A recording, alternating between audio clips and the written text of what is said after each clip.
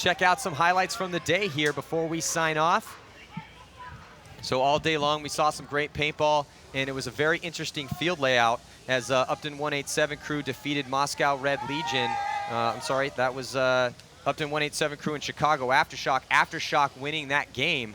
And Aftershock, talk about an up-and-coming team. Chicago Aftershock is one of those teams to look out for in 2014. We saw there was Greg Lazat on the run-through. Totally just completely forgot about Brian McKenna in the back corner bunker. Aftershock really impressed me in this tournament, man. Yeah, I'm telling you. And I think one of their future stars right here is Karl Markowski, as you know, he runs through here on 187. So many solid players on Chicago Aftershock. They really could be a threat next season depending on how hard they work for it. But they got depth now. They haven't had depth yet. They got Chris Sosin and Karl Markowski. Here's Markowski again coming through. Such a weapon for them, but they have so many weapons now. That's what makes Aftershock scary. And then moving on to Los Angeles Infamous, taking on Moscow Red Legion, winning that game right there. And frustrating turn of events for Moscow Red Legion. This guy actually, Michael, suspended for a little bit. Well, look at this little shoulder check right there from Michael Kovar, a little angry about what happened.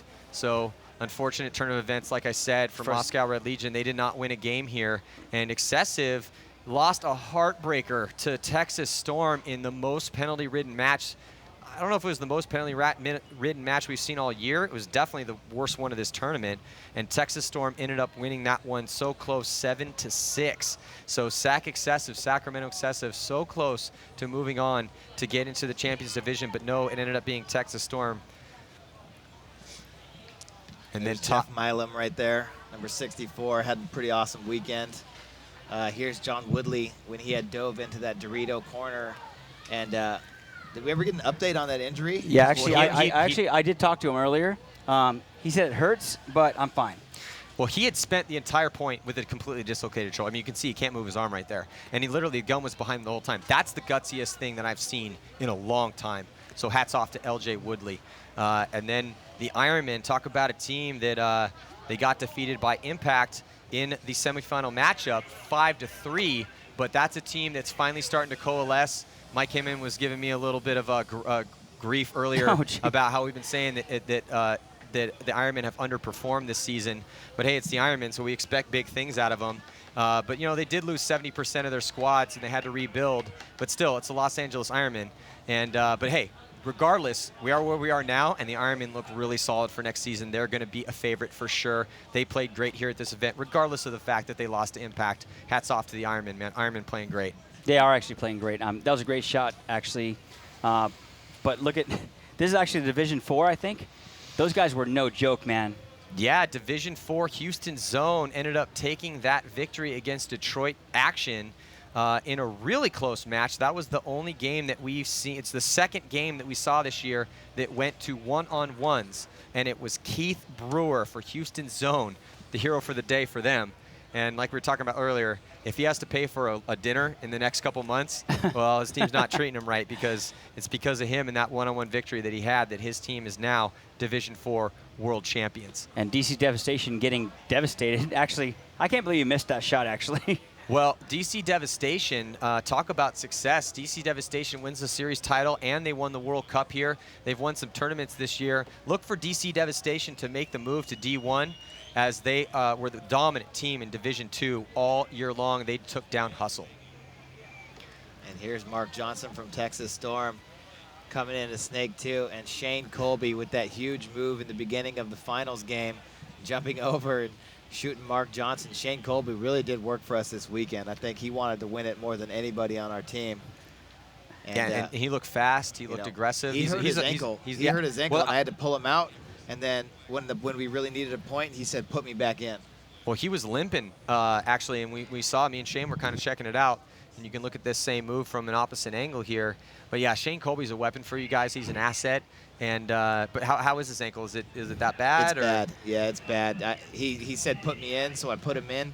He ran all the way to the Snake and got it done for us. You know, he got us to the point that we needed. So, you know, Shane Colby, I hope he's all right. We'll see what's up when we get back. And there's my man Luis Munoz running down the inside and closing that game out for us.